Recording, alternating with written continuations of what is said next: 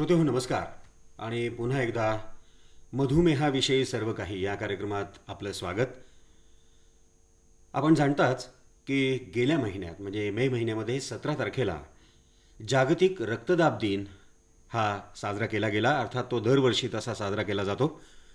तर या निमित्ताने आपण जे मधुमेहाविषयी सर्व काही या कार्यक्रमात डॉक्टर शैलजा काळे यांच्याशी गप्पा मारतो, त्यांच्याकडनं मार्गदर्शन घेतो. तर आजच्या या कार्यक्रमामध्ये मधुमेह आणि रक्तदाब याविषयी आपण जाणून घेणार आहोत. नमस्कार डॉक्टर शैलजा काळे. नमस्ते. आणि पुन्हा एकदा अतिशय जिव्हाळ्याचे विषय आहेत दोन्ही, मधुमेह काय किंवा रक्तदाब काय. आणि आज याची सांगड घालून आपण मधुमेही व्यक्तींमध्ये रक्तदाबाचं महत्त्व काय असेल याबद्दल आपण थोडंसं जाणून तुमच्याकडनं घेण्याचे प्रयत्न करणार आहोत. आधी मला फक्त एवढंच सांगा की मधुमेह आणि रक्तदाब याचं नातं काय आहे? मधुमेह आणि रक्तदाब दोन्ही जिव्हाळ्याचे विषय आहेत. याला आपण लाईफस्टाईल डिसीज असं म्हणतो आजकाल. म्हणजे बदलत्या जीवनशैलीमुळे आपल्याला जे काही आजार सध्या होत आहेत त्याच्यामध्ये blood pressure, diabetes, heart attack आणि हे सगळं एकत्र असतं.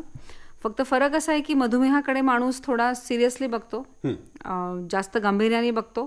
पण ब्लड प्रेशरकडे मात्र अजून पेशंटचं इतकं सिरियसली लक्ष द्यायची सवय त्यांना अजून नाही आहे.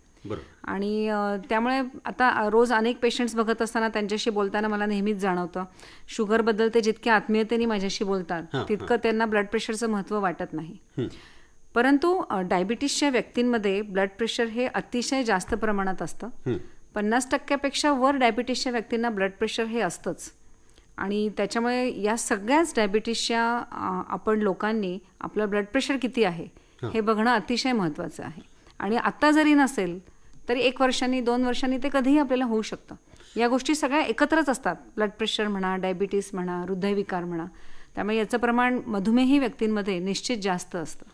रक्तदाबाचे जे रुग्ण आहेत, म्हणजे रक्तदाब आपण कमी जास्त म्हणूया, तर त्याचे जे रुग्ण आहेत त्याच्यापेक्षा मधुमेही व्यक्तींना जर रक्तदाबाचा त्रास असेल तर त्यांच्या बाबतीत मेंदू म्हणा किंवा किडनी, हृदय याच्यावर काय विशेष परिणाम होऊ शकतो आणि तो किती घातक असू शकतो? अगदी बरोबर आहे. म्हणजे हा प्रश्न फार चांगला आहे. म्हणजे माझ्या मते माझे जे मधुमेही मित्रमैत्रिणी याचे हे कार्यक्रम ऐकतायत त्यांच्यासाठी हे नक्कीच महत्त्वाची माहिती आहे. सपोज आपण 2 व्यक्ती घेतल्या, एकाला फक्त ब्लड प्रेशर आहे आणि एका व्यक्तीला ब्लड प्रेशर आणि डायबिटीस असं दोन्ही आहे.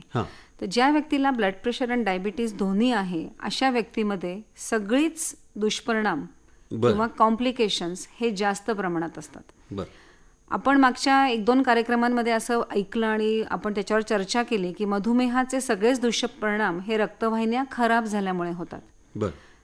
आणि ब्लड प्रेशर त्याच्यामध्ये आलं तर या रक्तवाहिन्या जास्त पटकन खराब होतात. आम्ही असं म्हणतो की आजकाल ॲक्सिलरेटेड अथेरोस्क्लेरोसिस म्हणजे तुमचं व्हॅस्क्युलर वय काय आहे, व्हॅस्क्युलर एज असं आजकाल आम्ही कॅल्क्युलेट करून देतो पेशंटला. म्हणजे तुमचं वय 50 आहे पण तुमच्या रक्तवाहिन्यांचं वय किती आहे, ते 70 आहे का? म्हणजे अमिताभच्या पिक्चरमध्ये आपण बघितलं पामध्ये की त्याचे वय असतं 8 पण त्याचं शरीर असतं 80 वर्षाच्या व्यक्तीचं. तसं तो एक वेगळा आजार झाला. पण आपल्या मधुमेही व्यक्तींमध्ये रक्तवाहिन्यांचं वय हे जास्त असू शकतं आणि हे अजून जास्त असतं जर ब्लड प्रेशर त्याच्या जोडीला असेल तर. त्यामुळे हार्ट अटॅक याची शक्यता या व्यक्तींना जास्त असते. ब्रेनचे अटॅक म्हणजे पॅरालिसिसचे अटॅक असायची शक्यता या व्यक्तींना जास्त असते जर मधुमेह आणि ब्लड प्रेशर एकत्र असेल तर. आणि किडनी फेल्युअरची जर सुरुवात असेल आणि त्याच्यात अजून ब्लड प्रेशर वाढतं आणि ते जर असंच जास्त ठेवलं तर किडनी फेल्युअर हे लवकर पोचतं व्यक्ती त्याला आणि हे चांगलं नाही आहे. त्यामुळे मधुमेह आणि ब्लड प्रेशर एकत्र असलं की आपल्या रक्तवाहिन्यांचं वय जास्त होतं, रक्तवाहिन्या जास्त लवकर खराब होतात आणि सगळेच दुष्परिणाम किडनी, डोळा, मेंदू, पायाच्या नसा, हृदय हे सगळेच दुष्परिणाम अशा व्यक्तींमध्ये जास्त प्रमाणात असू शकतात. पण म्हणजे आपण असं म्हणू शकतो का की मधुमेही व्यक्तींना रक्तदाबाचा त्रास होणारच किंवा होतोच बहुतांशी 50% जास्त, अगदी 70% पण अगदी 10% व्यक्ती अशा असू शकतात की ज्यांना ब्लड प्रेशर नाही होत जरी डायबिटीस असला तरी. पण मग अशा व्यक्तींमध्ये आदर्श रक्तदाब किती असावा असं? म्हणजे आता हा मात्र जिव्हाळ्याचा विषय. कारण सांगते तुला, पेशंट येतात आणि आपण त्यांचं ब्लड प्रेशर घेतलं आणि आपण म्हणतो नाही जरा आज जास्त आहे तुमचं, 180-100 आहे. नाही डॉक्टर, माझं ते तेवढंच असतं ब्लड प्रेशर. मग आपण परत त्यांना समजावून सांगायचा प्रयत्न करतो, नाही नाही हे बीपी जास्त आहे. अहो नाही, माझ्या डॉक्टरांनी मला सांगितलं आहे की ते इसेन्शियल हायपरटेन्शन आहे, हे मला इसेन्शियल आहे. अच्छा. त्यामुळे ते याच्याकडे बऱ्यापैकी दुर्लक्ष करतात बरं. आणि परत माझी चर्चा ते वळवतात, नाही तर तुम्ही शुगरचं बोला, तुमच्याकडे डायबिटीससाठी आलोय ना मी, मग माझ्या ब्लड प्रेशरवरती तुम्ही मला काही सांगू नका. आणि मग मला परत चर्चा करून ती गाडी त्यांच्या ब्लड प्रेशरकडे वळवायला लागते की हे कसं जास्त महत्वाचं आहे. बरं बरं. अजून एक ते ब्लड प्रेशरकडे एक आकडा म्हणून बघतात, म्हणजे 160-90 हे माझं वय इतकं आहे ना, मग मला एवढं ब्लड प्रेशर आवश्यक आहे असं त्यांनी कुठेतरी वाचलेलं असतं. आणि मग ती माहिती घेऊन ते म्हणतात नाही हे मला योग्य ब्लड प्रेशर आहे. परत ते म्हणतात तुम्ही शुगरचं बघा. पण ऍक्च्युली डायबिटीसच्या व्यक्तींमध्ये ब्लड प्रेशर कंट्रोल करणं सोपं असतं शुगरपेक्षा, आणि ते कंट्रोल केल्याचे फायदे यांना खूप जास्त असतात. जसं मी आत्ता म्हटलं की कॉम्प्लिकेशन्स जास्त आहेत. प्रत्येक मधुमेही व्यक्तीचं ब्लड प्रेशर हे 140-80 किंवा 130-80 हे योग्य ब्लड प्रेशर आहे. याच्याहून जास्त ब्लड प्रेशर असेल तर त्याच्यासाठी काहीतरी उपाय करणं हे अत्यंत गरजेचं आहे. त्यामुळे त्यांना टार्गेट आम्ही देतो 130/80 किंवा 140/80 एवढं ब्लड प्रेशर त्यांना हे त्यांच्यासाठी टार्गेट असतं आणि तेवढंच पाहिजे. म्हणजे त्यांना बरेचसे दुष्परिणाम कमी प्रमाणात होतात. बरोबर. मला एक आणखीन प्रश्न असा विचारायचा आहे की ह्या रुग्णांमध्ये गोळ्यांची उसळ हा प्रकार जो असतो तो हा सतत चालू असतो, तर हे औषध कधी कधी तुम्ही आत्ता जसं म्हटलात की आपल्या मनाने किंवा वाचनामुळे जास्तीच्या थोडंफार जसं या ज्ञानात भर पडते तसं काही वेळेला गोळ्या कमी जास्त करणं. आता खूप दिवस शुगर मेंटेन केलेली आहे तर आता जरा गोळी कमी केली तरी चालेल, किंवा ब्लड प्रेशरचा काही त्रास नाही तर ती गोळी कमी जास्त केलेली चालेल. तर ह्या गोळ्यांचं महत्त्व जे डॉक्टरांनी ठरवून दिलेले डोसेस आहेत त्याचं महत्त्व किती आहे ह्या सगळ्या रुग्णांमध्ये? आता मी जसं सांगितलं की पहिलं महत्त्व म्हणजे ब्लड प्रेशर कंट्रोल ठेवणं खूप महत्त्वाचं आहे. आणि त्याला जर गोळी लागत असेल तर ती घ्यायला पाहिजे. सगळ्यात पहिली चूक की आता माझं बीपी नॉर्मल आहे तर मी गोळी बंद करतो, हे सगळ्यात मोठी चूक आहे. गोळी बंद करण्याचे निर्णय डॉक्टरांना घेऊ द्यावेत, स्वतः कधीही ठरवू नये. ज्या लिहून दिलेल्या गोळ्या त्या जरूर घ्याव्यात. 2 महिन्यांनी अपॉइंटमेंट असेल डॉक्टरची आणि तुम्हाला 3 महिने झाले तर पुढचा महिना लोक औषधं बंद करतात, कारण तुमच्याकडे याला वेळ मिळाला नाही. सगळ्यात लाडकं कारण तुम्ही नव्हतात हे त्यांना फार आवडतं सांगा, नाही मॅडम तुम्ही नव्हतात. तर कुठलंही कारण असेल तरी सुद्धा अपॉइंटमेंट जरी उशिरा झाली तरी या गोळ्या परत डॉक्टरला भेटेपर्यंत चालू ठेवणं अतिशय महत्त्वाचं आहे. त्यामुळे या गोळ्या अत्यंत महत्त्वाची औषधं असतात ती, त्याचे अनेक फायदे होत असतात शरीराला. म्हणजे आता या विषयावरूनच मी सांगते गोळ्यांचं महत्त्व, की अनेक प्रकारच्या गोळ्या आम्ही ब्लड प्रेशरसाठी वापरतो. पण डायबिटीसच्या व्यक्तींमध्ये एस इनिबिटर्स किंवा ARB असे 2 औषधं आहेत, जी रॅमिप्रिल म्हणा किंवा टेल्मिसार्टन आहे, अशी अनेक औषधं आहेत, ओल्मेसार्टन आहे.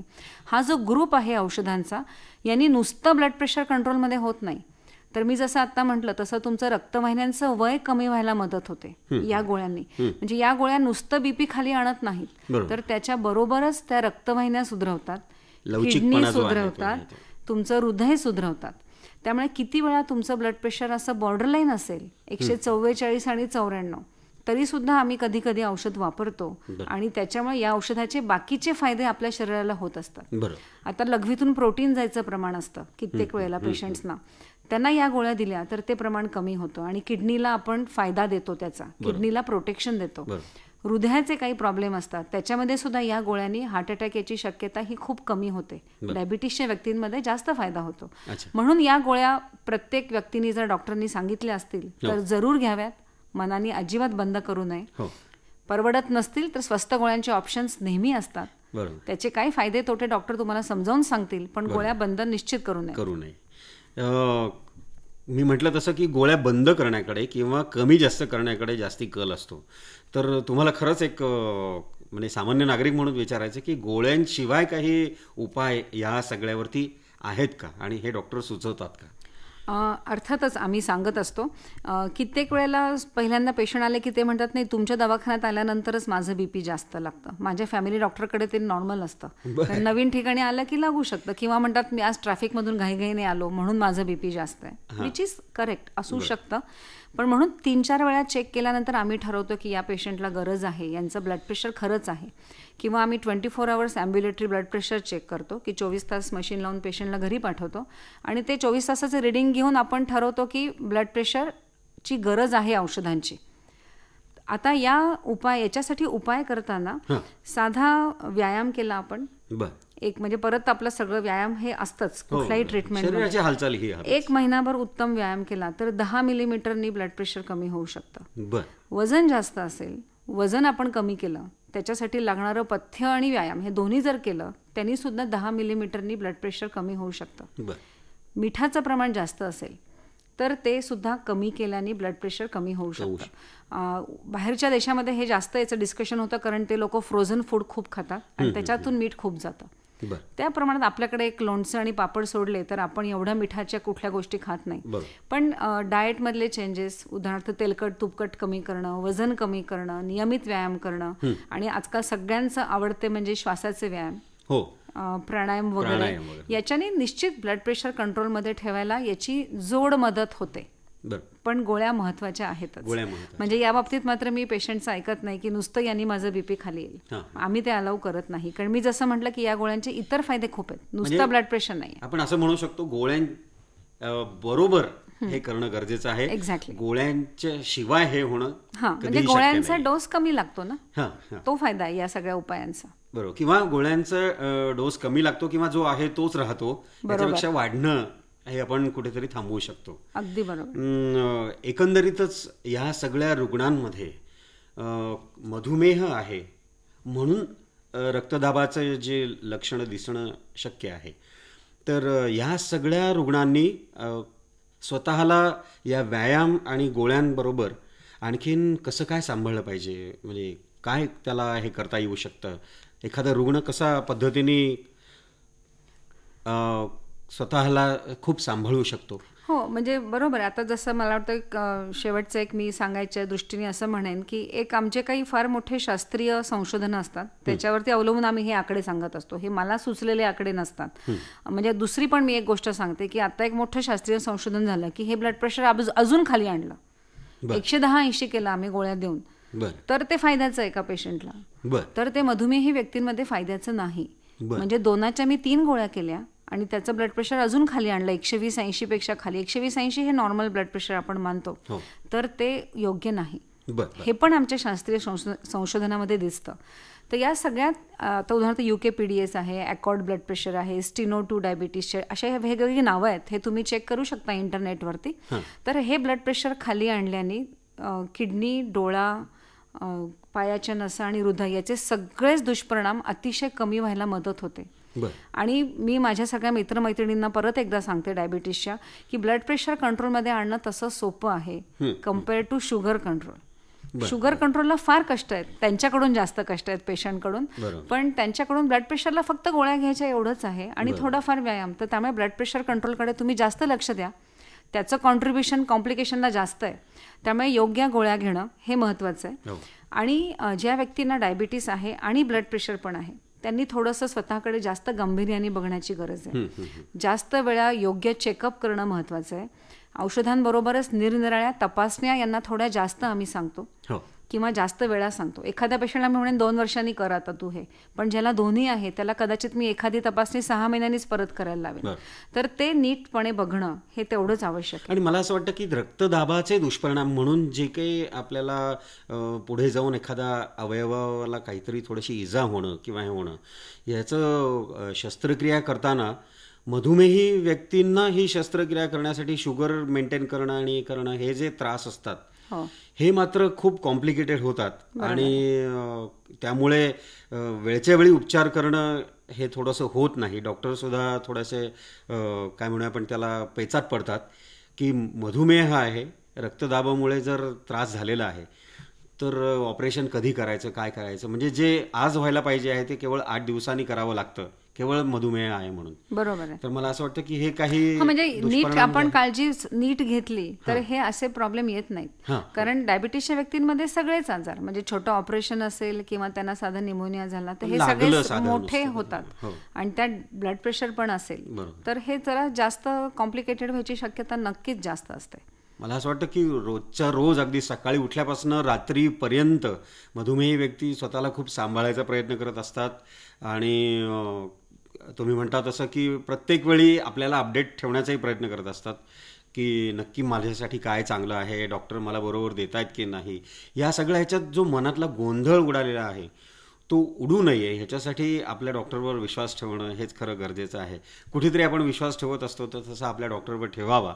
ते आपल्याला देत आहेत ते बरोबर आहे हेच त्यांनी. हा, आणि मी असं नाही म्हणणार की 24 तास त्यांनी त्याच्या स्ट्रेस खाली राहावं, पण एक चेकलिस्ट ठेवावी की आपलं दर महिन्याला जसं आपण वजन करतो, तुम्ही स्वतः घरी वजन करावं, त्याच वेळेला माझं ब्लड प्रेशर किती आहे हे चेक करून लिहून, त्यासाठी तुम्हाला स्पेशालिस्टला भेटायची गरज नाहीये. तुम्ही तुमच्या जवळच्या फॅमिली डॉक्टरकडे जाऊन तुमचं ब्लड प्रेशर चेक करून लिहून ठेवू शकता आणि मग महिनाभर शांतपणे वावरू शकता. अशी एक साधी चेकलिस्ट त्यांनी ठेवली तरी ब्लड प्रेशरचा त्यांचा कंट्रोल उत्तम राहू शकतो. आज तुम्ही या निमित्ताने म्हणजे जागतिक रक्तदाब दिन जो गेल्या महिन्यात झाला त्या निमित्ताने मधुमेह आणि रक्तदाब असं दोन्हीही ज्या रुग्णांमध्ये आहे त्यांनी कसं सांभाळावं आणि हे दोन्ही होऊ नये एकाच वेळी म्हणूनही कसं सांभाळावं याबद्दल सांगितलं. तर आपण पुन्हा भेटणारच आहोत 3ऱ्या रविवारी. तर आजच्या कार्यक्रमापुरता आपला निरोप घेतो. नमस्कार. नमस्कार. थँक्यू.